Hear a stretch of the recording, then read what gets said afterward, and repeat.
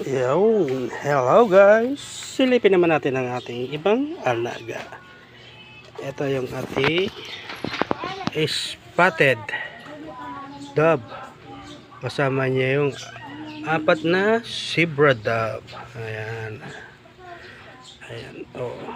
Bali yan nga pala mga nahuli ng mga kabataan nung sila ay nangunguha ng gagamba. Ayan. Nahuli nila, dinadala sa akin. Ako lang daw ang mag-alaga. Ayan.